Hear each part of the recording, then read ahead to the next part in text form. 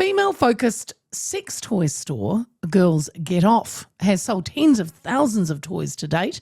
Founded by Kiwis Viv Conway and Joe Cummins, the duo developed the concept back in COVID times, desiring to create a space for women to feel empowered about pleasure and sexual well-being. As well as vibrators, they have vegan lube, hypoallergenic wipes, and also a book, A Girl's Guide to Getting Off. Their website features a blog that covers everything from spicing up foreplay to interviews with sexologists, communication experts, and personalities.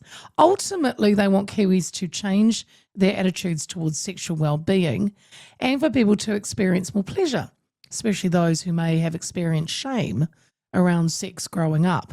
But it hasn't been smooth sailing for this entrepreneurial duo. From banks to insurance companies, both Viv and Joe have come up against some institutions that it seems have forgotten what their role is and instead become the moral police.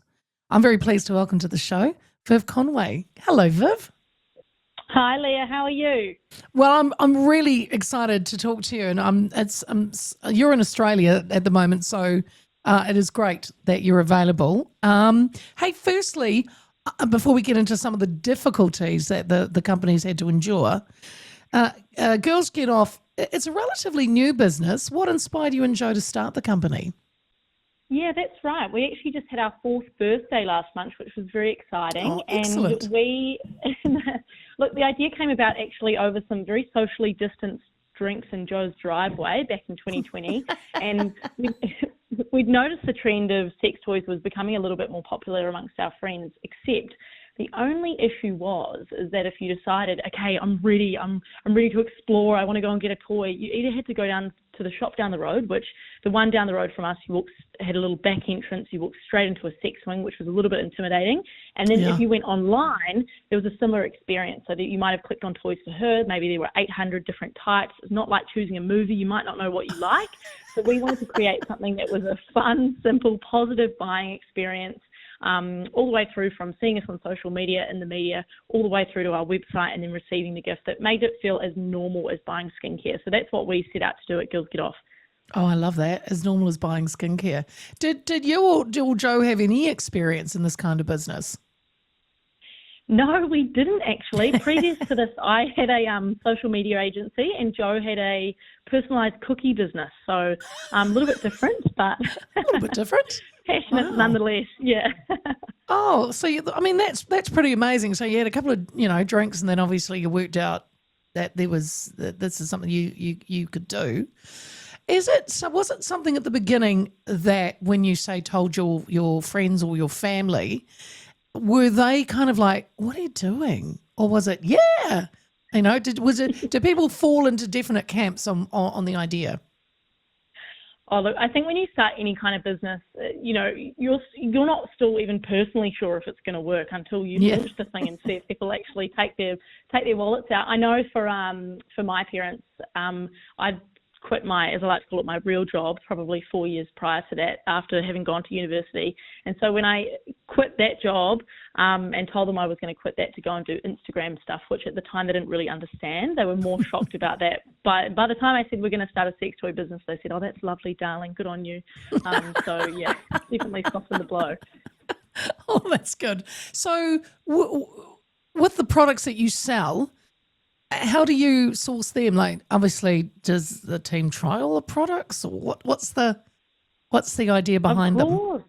Good. I'm sitting next to. I'm at my desk right now. It's got containers stacked up high, full of sex toys on my desk. We're always looking at the latest things that are coming out, what people like. We spent a bit of time in China and Hong Kong last year, and my business partner's there right now, working with our suppliers and manufacturers, making sure we've got good medical grade silicone and figuring out what the latest trends are. So it's always a bit of a journey, and as you can imagine, very much a bit of a laugh as well.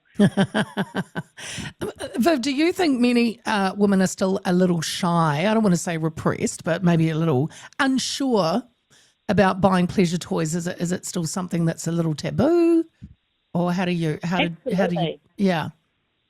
I think unless there's been some, really intentional conversations, growing up, there's a very high chance that a lot of people, for most people, maybe they had some sex education at school, but that probably only touched on consent, disease, anatomy, never really touched on pleasure so much. So unless there were conversations in friend groups online, a lot of people have really missed out on learning that actually it's okay for you to take some time, explore yourself, figure out what gets you off, and then, share that with a partner so that you can have your best possible sex life. But for a lot of people, particularly women who I speak to in person, they haven't even talked to their best friends about this. I might be at like an expo and I've had a group of girlfriends come up and, there might be 4 in a group and one lady says, oh, I've got all of these, and her best friend will turn around and say, what do you mean? We've never had this conversation.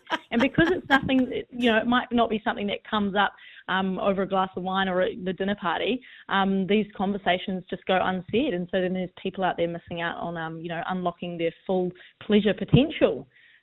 Gosh, that's really interesting, Because like if you're not even, like you said, the example of the girlfriends didn't even know, I wonder if there's women that also haven't told their partner.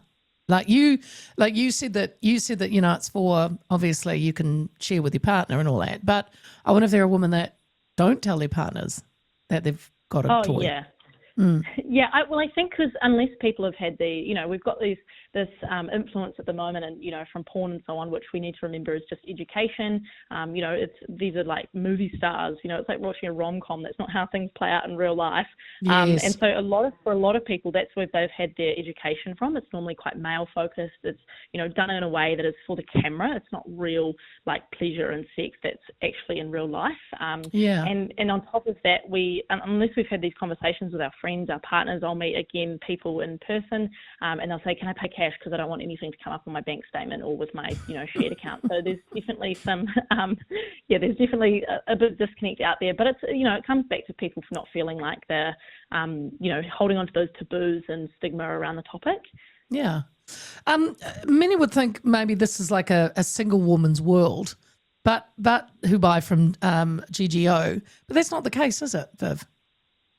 No, we actually we find most of our customers are in a relationship wanting to spice things up. And I think there's also a misconception that because we are so social media focused that we have a really young demographic. But in fact, anytime we can get in front of, 50 plus audience, that's actually our best, our best demographic in terms of those who want to learn and explore.